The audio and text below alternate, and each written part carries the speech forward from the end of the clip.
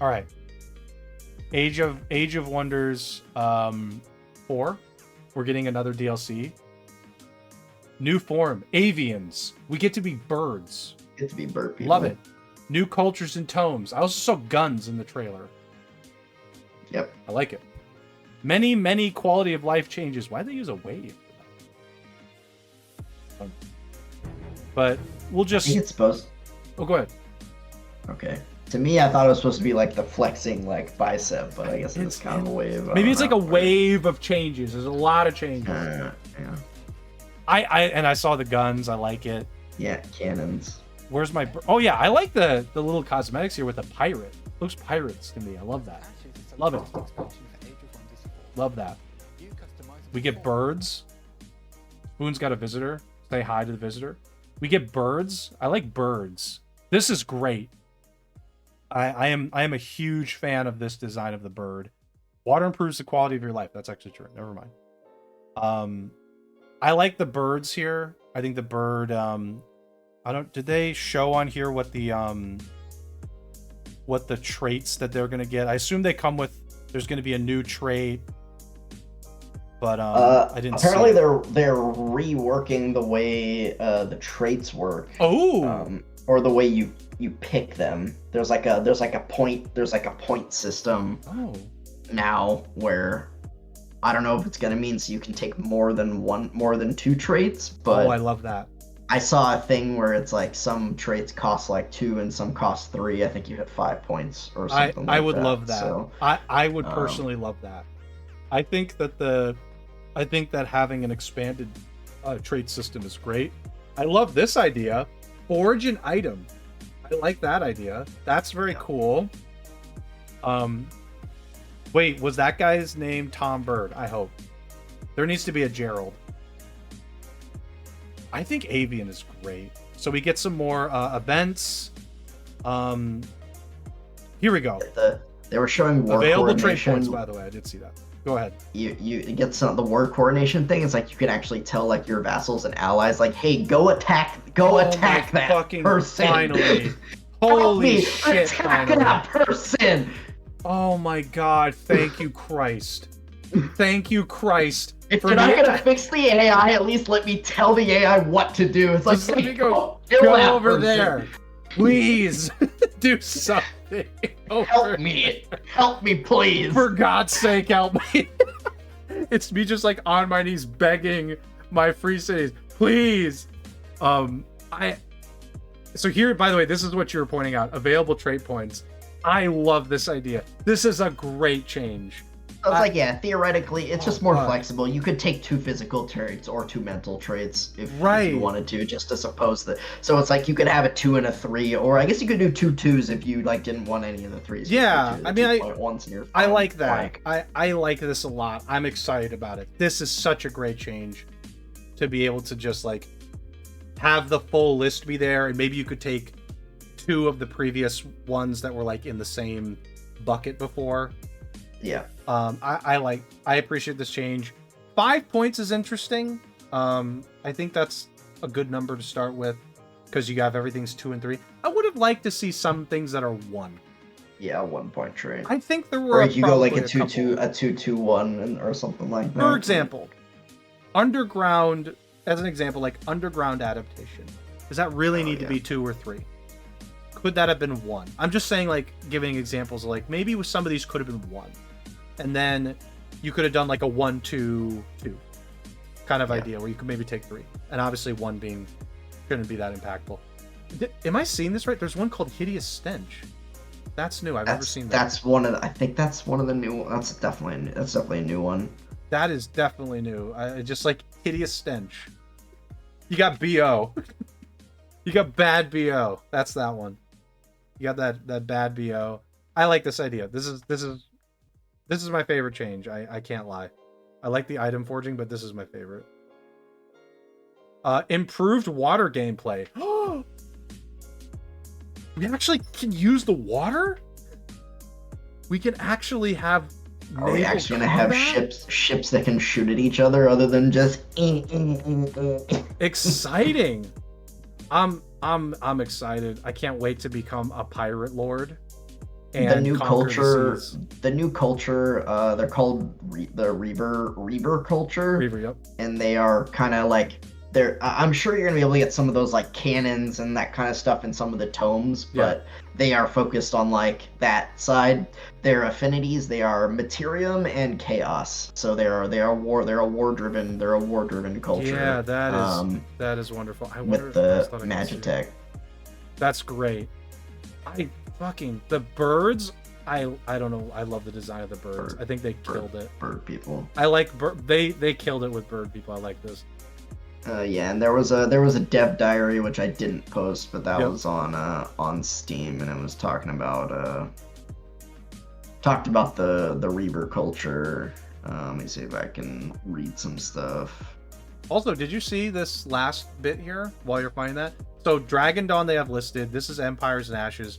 Eldritch Realms Primal Fury are additional DLCs coming. Yeah, we knew about. I mean, we knew about that when they announced the game. They announced those were the four for the first year. Got it.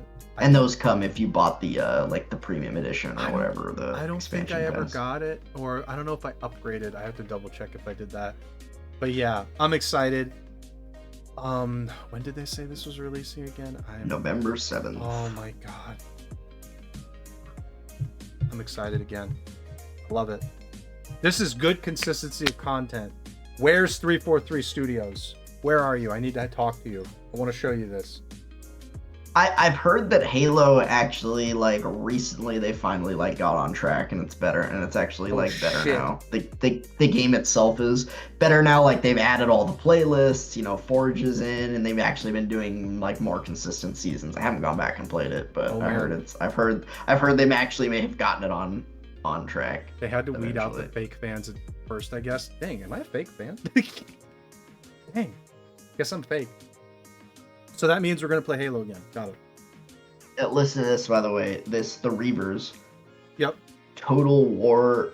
I don't know if this is one of their traits. Yep. It allows the Reavers to ignore the Imperium penalties inflicted by declaring unjust wars. So you're just gonna be able to declare fucking unjust wars. You'll be like, hey, how's it going? Hey, I'm doing well, neighbor. War. What? War. Though they also they have little interest in negotiations, reflected them having -1 Whispering Stone when starting on the realm. So you're not going to start with a Whispering Stone with this. Yeah, that makes sense. You're not going to be able to negotiate with people. You just have to go kill. You just have to go kill people and make them your slaves. Yeah, you just vassalize them. Yeah, sounds right. You don't have friends. You just can intimidate or extort free cities. Okay, intimidate people. So yeah, this is going to be a very aggressive, very aggressive kind of evil culture where you're just like, yeah. I like it. I like it. I like it. I think we do need more of this, more choices of culture, right? So like we have barbarian, you know, we need more choices. I know we'll get them, but I would appreciate more than just I think there's only 4 or 5 right now. There's 5. There's 6. Oh, there's 6. Okay. I think we could use a few more. Still, my point is I think we could use a few more. I'm excited, Spoon. Can't wait for November 7th when I once again go in on this game and I play as birds and and they're adding 2 more story missions, so you know you can not play. So you can not play those and hate yourself. You know what? Maybe if I can actually make Free Cities harass, that story mission might be better again. I just can't. I don't know what it is. I can't stand that mission. It is so frustrating. 2 more story missions after 5. I hope it's not after 5. I hope it's separate. Otherwise, I'm going to be really sad. I think it's going to be a separate story based on this theme, this Empire and Ashes theme. Thank God. I will play the new ones. I just won't play the last one. Maybe I'll try again later. I'm still frustrated about it. Anyway, I don't have anything else to say about Age of Wonders. I'm excited. I can't wait to be a bird. I want to be a bird. I like birds. Did you play Lizardmen? Yeah, I did. First? Yeah. Okay, yeah. Yeah, I played as Lizard. I played as a Dragon Hero. I like the Dragon Heroes. Dragon Heroes are cool. So I like this. I like it. Can't wait. Okay. On a different note, we somehow get to talk about Lord of the Rings Gollum again. A new report makes disturbing allegations against the Lord of the Rings Gollum. Let me try and just get right to the point here. Fresh report has made a number of disturbing allegations about the company, including reportedly enforcing uncompensated overtime, allegedly trying to pay staff below minimum wage, and a toxic work environment cultivated by an alleged abusive leadership. So those first two things are just illegal. Like, you can't do uncompensated overtime, especially if the person's paid hourly, and paying staff below minimum wage also illegal. Oh man, first off, to the abusive leadership, fuck you. Yep. Secondly, when you cultivate that environment, you just should not expect the quality of your product to work out. I can't believe that they were like,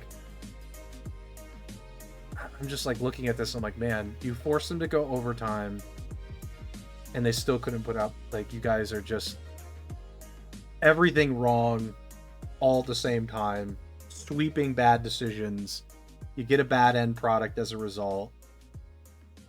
I don't think anybody from that abusive leadership is going to learn a lesson there. I just think it's terrible. I feel so bad for the people who actually worked on this game. One, because you had to work on the game. It was a terrible idea to begin with. Yeah, it was a terrible idea, and they didn't give you any. They gave you $20 to make the game. They gave you like $20 an hour to make the game, which is ridiculous.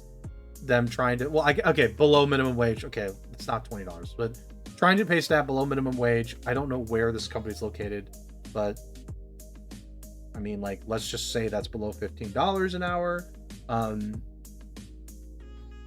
Making them work overtime when they weren't, compensated for it. I mean, I don't know what toxic work environment means. That could mean many things. Just to be clear, could mean a lot of things.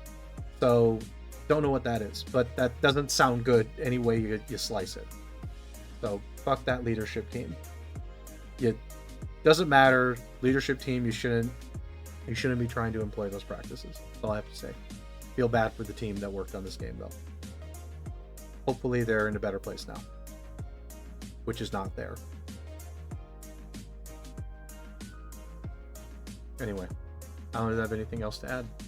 This was a doomed game to begin with, but it doesn't make it any better. The other thing is, and I don't know if this was in this article in particular, but I saw apparently the apology letter that yes, it's in here. Yeah, it's right here. Release.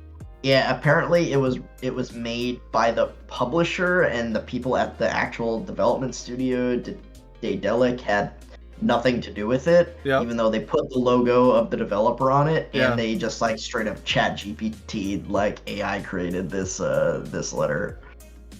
Oh yeah, I get it. Here's the thing I have to say about this. Even if it wasn't ChatGPT generated, there is a template, I'm sure, around there that's like, okay, how do we do an apology letter for this game? Let's find a template. It's got a few blank spaces for like game name and company, dear blank. Let's read the thing. We would like to sincerely apologize for the underwhelming experience many of you have had with game upon its release. By the way, the Lord of Ring Gollum. Not the Lord of the Rings. No, the Lord of Ring Gollum. Yeah, which is they didn't even get the title of the fucking game right, which is a huge franchise, the Lord of the Rings. Like, this is you can very much tell this is ChatGPT generated. With just that, our goal as a studio and as passionate the Lord of the Rings fans. You don't say the Lord of the Rings fans. Just say, and as passionate Lord of the Rings fans. So that to me is also an AI thing, where it can't distinguish what a person would actually say there. And it has always been to tell a compelling and immersive story-driven adventure. Crafting a story with Middle-earth as our playground has been the greatest honor and the biggest challenge we have faced so far. There are yeah, it's very obvious that there's some AI stuff in here. You can tell just from those two things, but also like this is such a cookie cutter response. We are committed to providing you with patches that will allow you to enjoy the game to the fullest potential. Wow. Lol, that's never gonna happen with this game. Wow. I This can't game believe was released and dumped instantly. Like, immediately. I cannot believe that they let the AI also have that in there. Yeah, it's like the AI generated this and like they didn't even proofread it. They didn't even like look. They're like, nope, just ship it. Who fucking cares? Like, this and also is like, again, this was apparently made by the publisher, yeah, which isn't the same company. It's a completely different company, and they didn't consult Daedalic about this. They didn't do anything. They're like literally speaking for the developer. yeah. Which thanks added to the collection. Keep going. Yeah, they should have a template for that. At this point, I think every single publisher will do that. I think they're just going to immediately ChatGPT the response. The other thing is, when you put these out there, you have to go through legal. You have to go through a legal team. You do. Like, you can't just spit this out and go, we're done. When you're of a certain size, you put this out there with a legal team. And you say, hey, can you double check this? Make sure we're not doing anything we're not saying anything we can't say. So you have to say, usually you'll go through like a legal team with these kind of like big, these statements. So to me, it seems like they didn't even go through a legal team, or the legal team was like, yeah, fuck it, do whatever you want. Using ChatGPT, I think, is just going to be the way people are going to go, by the way, with apology letters, because it's simpler, faster, and you don't have to pay anybody to do it. I think you're just going to keep seeing this, and they're just going to have to be a little bit more clever with like, let's proofread it the first time, make small additions, and then ship it out there. But there should be like a template for apologies. Yeah. Sorry. I'm surprised they I'm not surprised they use something like ChatGPT, because I know that more people are going to do it for all their apology letters. But I'm surprised they didn't have like a template already somewhere, like going around. That's like, yeah, just use this. Just change some words and use this and fill in the blank. It's all the same. I think it's hilarious that it was like somebody did catch them in the act of that. Alleged publisher Nacon used AI tool ChatGPT to write the apology statement issued after Gollum's failings. And it was, as you said, issued without the developer's knowledge. Such crappy Which is communication. like, again, I don't know if that's like illegal, but it's certainly immoral to speak for somebody else or to speak for another company. Like, if you're the one releasing the statement, put your company's seal on it, not the developer. And what the developer is like, okay. It also just makes it seem like, oh, well, this way, when we put this out there, the publisher, we're not going to get blamed for the statement, the developer will. Which is just like, are you serious? Like, what is your problem? Can you not? Are you a child? Are you not able to take any sort of criticism at all? No, of course not. I cannot believe it. Like, it's not hard to get criticism and be like, oops, we're sorry. Like, in the developer's case, they probably would have just, they could have just said, hey, look, we put what we could into it, and the result isn't what you expected. That's our fault. That's just, that's our fault. Look, these people's egos are way too fragile to be like wrong or be criticized it's crazy. about anything. It's crazy when all you could say is like, yeah, this is our fault. We apologize. Everything we did within this game, we're going to learn from all of our mistakes, and we're gonna improve on it. Whether it's through this studio or, all of the members of our team recognize that this game this is not a quality game.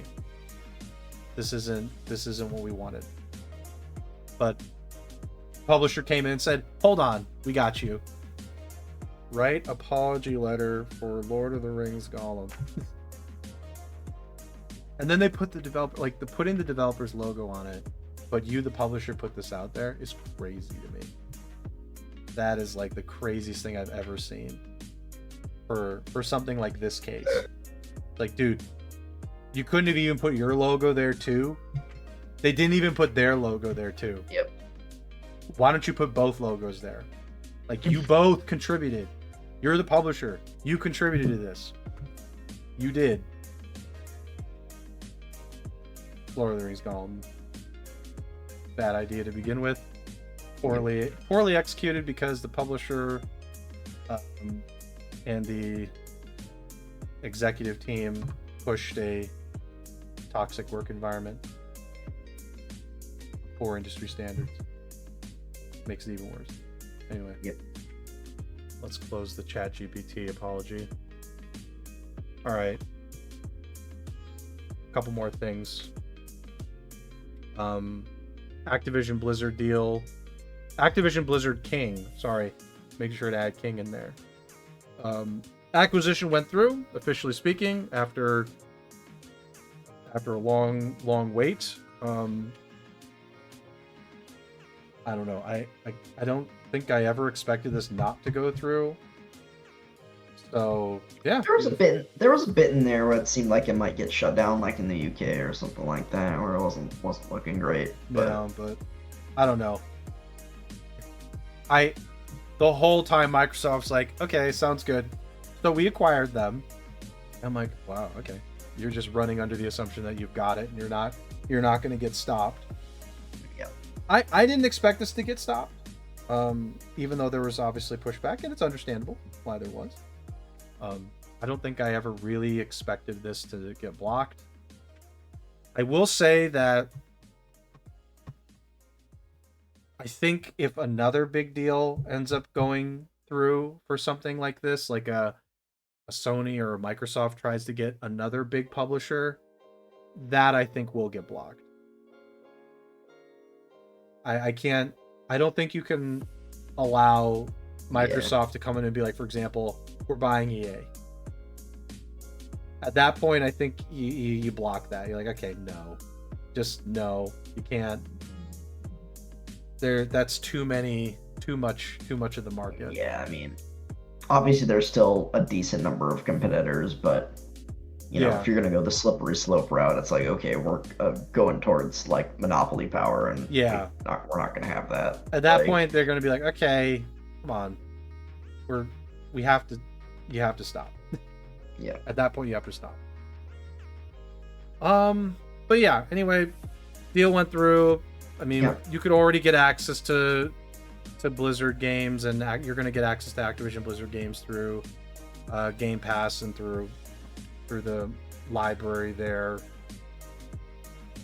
I mean, Bobby Kotick will be out, right? So I guess that's like a silver nugget. Oh yeah, they announced that Bobby is going to remain there until the end of this year, and then he's going to be gone with his massive parachute package. Oh yeah, huge golden parachute, which we discussed quite a while ago. But yeah, he's gonna get his massive parachute. He's set for life for sure. He's getting like hundreds of millions.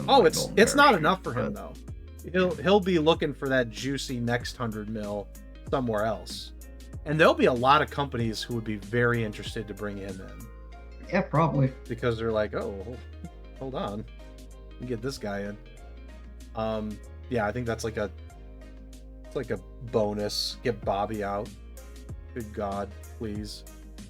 I hope the next person that gets involved with that isn't as slimy, but that's asking a lot. Actually, we'll see if anything gets better with Activision Blizzard games after the Microsoft acquisition. If maybe Microsoft brings back like StarCraft, or if they're like, hey, we actually want to like bring back StarCraft. Yes, again. I would like that. Some other properties that haven't had a game in a while, you know. I'd like that. I'd like StarCraft to get another iteration. That would be one I'd like to see. Or make Overwatch into not a pile of crap in terms of the monetization. That game is... Man, that game is weird. That game's weird. That game, I think, is just going to be what it is right now. Yeah, we'll see what Microsoft wants to do with the library. Yeah, with the library that they've acquired. Again, what they want to keep making. Obviously, D4 is probably going to keep doing what D4 is doing. Yep. Which we'll get to in a minute. But yeah, we'll see if they want to do other things with Warcraft. If they just want to keep doing the WoW train. If they're going to do something else with that. If they want to, try again with Warcraft in the RTS space, or maybe a different genre, StarCraft. See if they want to bring that back. Who knows? Yeah, I think my biggest wish list item would be let's get something StarCraft related. It doesn't have to be an RTS, by the way. Yeah, RTS isn't a particularly popular genre anymore. Doesn't have to be that. I think there's a couple things I would be interested in. The StarCraft universe is pretty cool, though. I did not like how they ended the story of StarCraft 2 at all. Yeah. That one was, it was, eh. But yeah, we'll be talking about Diablo in a second, but I mean, just the deal went through. That was all that this was. Yeah, that's it. Okay, let's talk Diablo. So we're gonna get a new season. We're gonna get season 2. Here is the October this coming 10th. Tuesday. Yep, this coming October Tuesday. 17th. So in a few days. Here's our patch notes. I'll be honest with you, Spoon. I did not read the patch notes. It was quite a long. It was quite a lot. So I was like, I decided to hold off against trying to read this.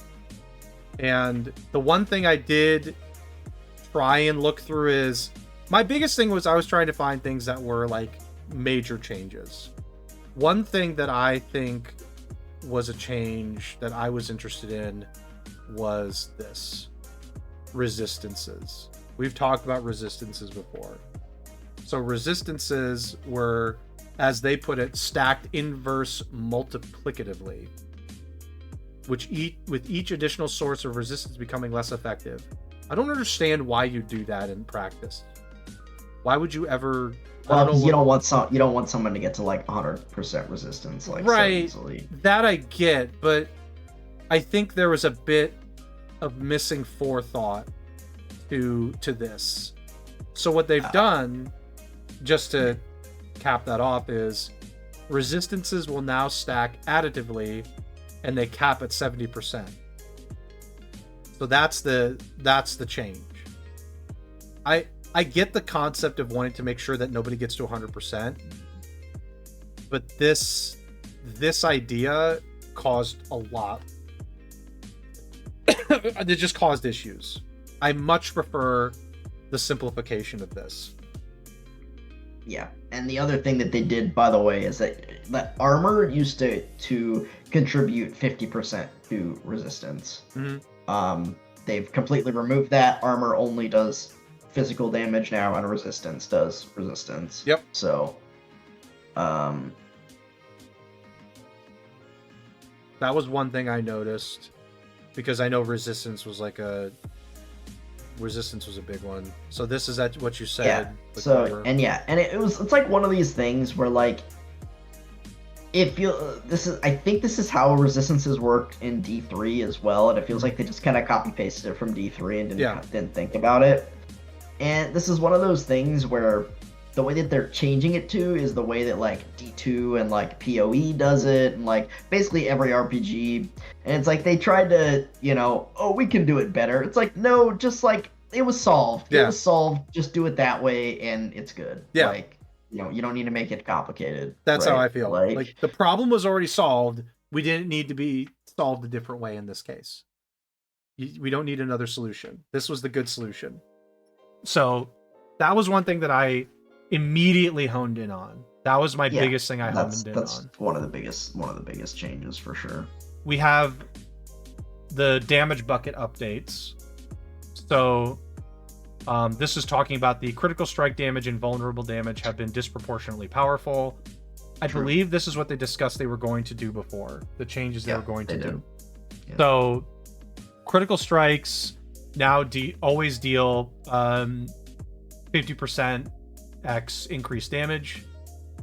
Vulnerable, dealing damage to a vulnerable enemy now always deals times 20% increased damage. So I think that obviously there's a bit more here, right? But they mentioned, I don't remember which patch notes they mentioned this in, where they're like, hey, we're gonna fix this in a later patch. So this was coming.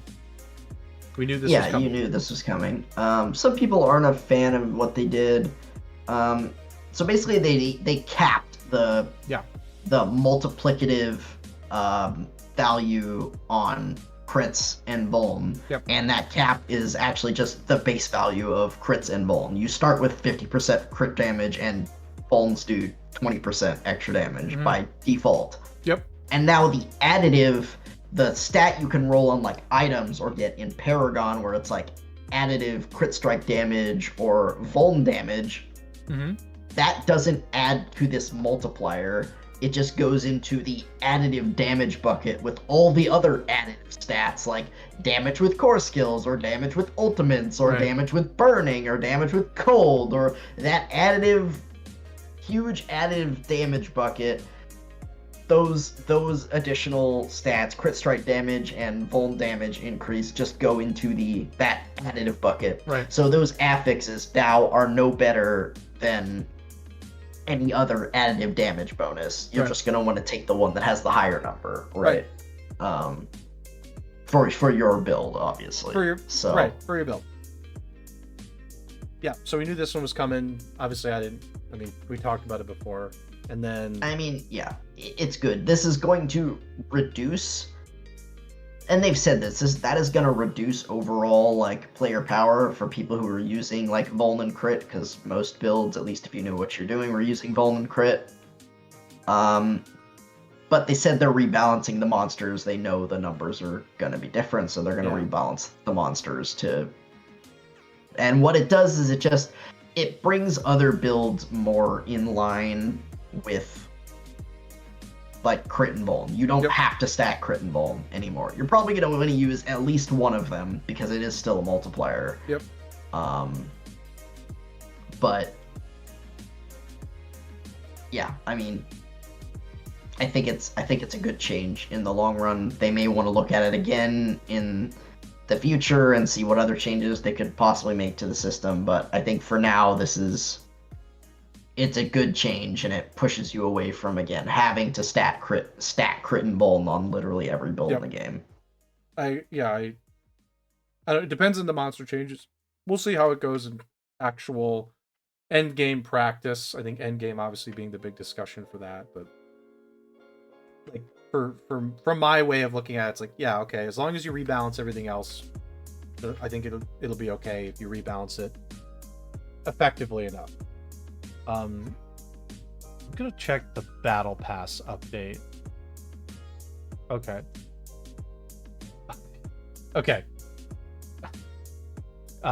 700 platinum, previously 666, can now be acquired from tiers. I appreciated the thematics of 666, but round numbers are nice. Pick the round numbers. It's still not enough to get the next battle pass. No, it's not. I think it's like 900 or maybe it's 1,000. I don't remember. It's not. I always found it funny that they're like, okay, I get the idea of 666, but please just pick the round number for this. Please. This isn't one where you can be cute. Don't be cute. Yep. Anyway, I don't really have any other comments. Like I said, I didn't read through this. My biggest things were checking out some of those balance updates with the resistances and with the with how damage is working now. Yeah. Those are the two biggest ones. Other things that I think maybe aren't in this, and I think they are in the patch notes, but they're just in different places. On the vulnerable and crit changes, they're also adding other sources of multiplicative damage to sort of replace that. They're not as high and are not, crazy, and they're going to be more build specific, but mostly in the Paragon board, they are reworking a bunch of the legendary nodes, so those have like multiplicative damage bonuses on them now. So those are going to be a little, because there was a lot of those legendary nodes that honestly were just like kind of bad and not worth taking. So they're doing that. They're increasing experience even further. Monsters are just going to get more experience. They're increasing the experience on turning in whispers to the tree and opening chests in Helltide. They're adding 5 new endgame bosses, which all have a different way to unlock them. So you're going to have to do some of the different endgame activities to like unlock them. You have to collect these different materials and unlock them, blah, blah, blah. So it's going to give you a reason to do some of the other activities other than just spam nightmare dungeons all day. Yep. Which is what people do for the most part. They reduce the respawn timer on world bosses from 6 hours to 3.5 hours, so they're gonna come up much more often now. Good. And apparently they increase the rewards on world bosses as well, because those were pretty crap. And I think they increase like their health and damage as well, so they're gonna be a little more challenging to take down. I don't think they'll be hard, but you know. Yep. Got it. Let's see what else. Gems are now a material, so that inventory space is freed up. Thank God. Gems are going into the materials tab. And oh yeah, in world tiers 3 and 4, okay, they have not added a loot filter, but they've added a pseudo loot filter where in tier 3, anything that is not a legendary, unique, or sacred rare is going to be automatic. Like, instead of the item dropping, it's just going to be automatically DE'd for you, and you'll just pick up crafting materials on the ground. Oh, okay. So you're not going to see, like, junk, rare, common, and blue, rare, uncommon, and common. That makes sense. They're just going to be auto DE'd for you, so there's going to be a lot less junk to pick up on the ground. Makes sense. So that's good. And then in tier 4, it's the same. Anything less than an ancestral, a legendary, or a unique is going to be, so all sacreds are going to be auto DE'd in tier 4. Okay. Oh yeah, and apparently, again, we haven't really seen it in action yet, other than that Omega Lol video that they released that I posted yesterday. That was really funny, by the way. They improved the mount. They made the mount move faster. You don't have to put the cursor to the edge of the screen to get it to like go maximum speed. They reduced the cooldowns like on the sprint and like after you dismount and stuff like that. And apparently it won't get stuck on a pebble anymore. Again, that remains to be seen. Oh, and the sprint will break through those barricades in the open world. Oh, thank God. God, that was annoying. Oh, and also renown rewards fully carry over now. No more renown grind. It's gone. Interesting. That's interesting and good. That's interesting and good at the same time. Good. Yeah, there's... Oh, man. So quite a lot of quality of life improvements for D4 in Season 2. Yeah. That all sounds good. Not going to say it doesn't sound good. All sounds good. You know what they need to do? Fix the stash. Fix your stash. Fix your coded stash so that we're not rendering everybody's stash at the same time. Yeah, that feels like, unfortunately, they know it's a problem, but it feels like that's a more long-term fix that may take a while. I'm sure they're working on it. They know people are pissed that you only get like 5 stash tabs or something like that, but you know. I know. God. Anyway. Let me ask you this. Are you going to play Season 2? I don't know if I'm actually going to play a seasonal character, because I think I just want to see the endgame stuff, but I probably will boot it up and like play my Sork for at least a little bit. Okay. So no, you're not sure on seasonal character. We'll say for now, no. Okay. I think that makes sense. I'm not sure yet. If I do play, I'd play a seasonal character.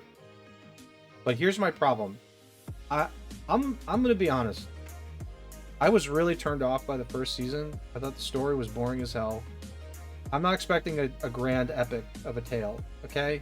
I don't expect an epic of a tale. But I just no attachment to the story. Super boring enemies. Like, oh, what are the enemies? Oh, they're just zombies. Like, yeah. And now they're vampires this time, which is a different type of zombie. It's a different type. Maybe there's some additional potential here. For me, at least, I find vampires a bit more captivating than just, oh, look, zombies. Vampires have potential. The seasonal mechanic seems a little better to me. The story remains to be seen. That I assume it's going to be kind of similar to the other one. Yep. The season 1, but the seasonal mechanic is like instead of like malignant tunnels or whatever they were being dungeons, it's an open world thing where like a zone will be like infected with like the blood curse or whatever. Yeah, so it's like basically a separate like Helltide zone that is for the seasonal content. And then the vampiric powers, they go on armor, like armor drops with certain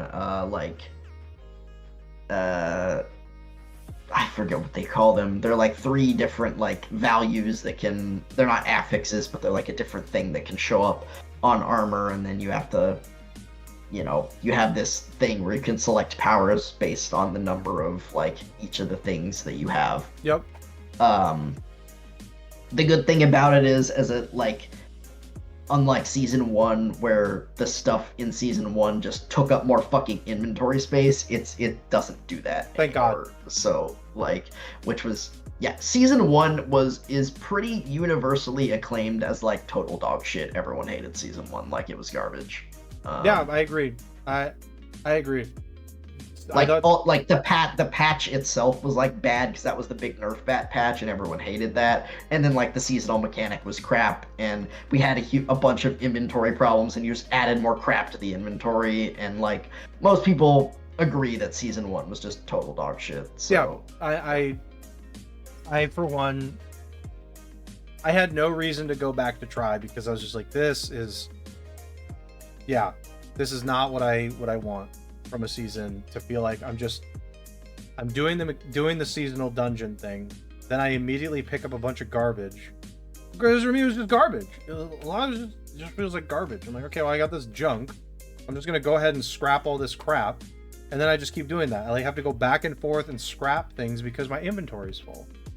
I got super turned off by that, and also the story. It's hard to get behind zombies. It is hard to get behind zombies right now. I just thought it was really funny that like they're like, before they announced season 1, they were like, there's gonna be a season thing, like say zombies, for example. It's not zombies, but like let's just say it's zombies. And then they announced the season thing, and like it's not exactly zombies, but it's like pretty much zombies. It's kind of zombies. Like okay. So you're like, all right, guys. Like you memed about it, but it's zombies. Like I don't know, like what the fuck? I don't know. I'm hoping this one, I will try a seasonal character again. I'll test the waters, see how it goes. I don't know what I'm gonna do for a character. Try again. They buffed the hell out of Minion Necro, by the way. So if you want to play like Minion Necro, maybe. I don't think so. I don't think so. I think I'll try a different thing. I just don't know yet. But yeah, I'm glad that they're doing some buffs on things like Minion Necro. Minion Necro, to me, I don't know how I feel about having it be like actually really good. Like it's that like you don't even play the game. You're right. Just like, I don't know how I feel about that being good. I do feel like there could be some potential to have that be like a supplemental part of your play.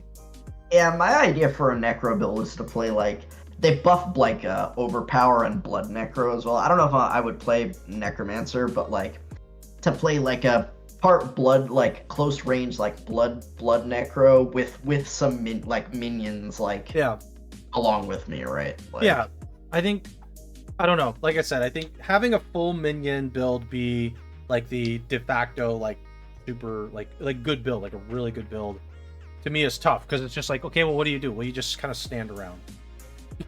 You stand there like this, like, aha, go my minions. It doesn't seem that interesting. So, but I like it as like a supplemental idea, where it's like, okay, like having it be supplemental seems more interesting. Where you have like maybe minions, but your main damage is like some corpse explosions and something else, like Tendrils corpse explosion with minions. I don't know, something like more interactive. Anyway. Yeah, I'll try the new season. I will. I'll try a seasonal character. Give it a shot. See how it goes. I'll try and keep my expectations low for whatever the season story is. Yeah, I don't know. They need to do. I know they're like fixing the game right now, but we know Diablo 4 is a pretty huge team, and they have like multiple teams working on different things. Like they have 2 different seasonal teams, as they talked about, for like odd seasons and even seasons. Right. So, and they were saying like, you know, where these seasons are going to be bigger than like anything we've done before and like seasonal content, and it's just not, apparently. It's not. Like the last few, like the last couple of Diablo 3 seasons apparently were like really good and blow anything D4 has done out of the water so far. So they need to do better on their seasonal content for D4. I agree. I 100% agree. But for this one, I'm going to lower my expectations. I'm going to put them pretty low. My expectations before, I was at like a 7 for season 1, where I was like, okay, first season, you got to hit it. It didn't hit, to put it gently. They whiffed hard. They whiffed so badly that they rolled their ankle while they did it. They whiffed how the Dodgers whiffed in the playoffs this year. They whiffed bad. Yeah. I'm going to put myself at a 3 this time. So that's pretty low. More than half down.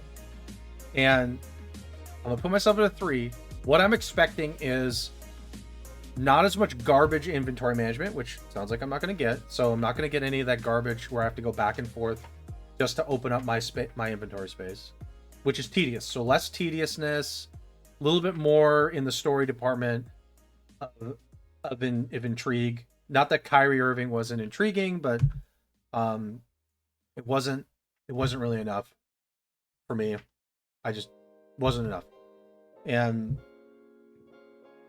to see that the changes they make to the gameplay, the improvements for quality of life, all bundled together for this season to feel just generally better. I mean, like, even some of the changes you talked about, already better, already hearing good things. Like, that sounds good hearing it. As I said, I'm not particularly excited about like the season itself. I'm excited about like the QOL changes and like the new endgame bosses, and like that's the stuff that I care about. I don't really care about the season itself, because it sounds really similar to season 1, just like maybe slightly better, because like it's not gonna be inventory management hell in this season. So yeah, and that already sounds better because that was really tedious. So anyway, I'll give it a shot and see what happens.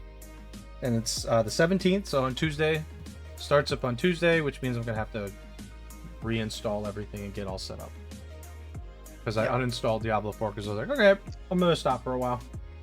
I don't need this taking up. And I mean, I'm pretty sure they like their player numbers like plummeted after the first couple of weeks of season 1, because people were like, yeah, this is poop. Oh, definitely. It definitely dropped. I'm sure it definitely dropped. So yeah, I don't have anything else to add. So. Yeah, we'll see how it goes. I'm definitely gonna, as I said, I'm definitely gonna play it on Tuesday and this week when it comes out. I don't know if I'll play a seasonal character. I'm definitely gonna start with just playing my Sork or something, and just playing endgame and see how that is, and then I'll see if I want to keep going and actually play a seasonal character. Got it. So.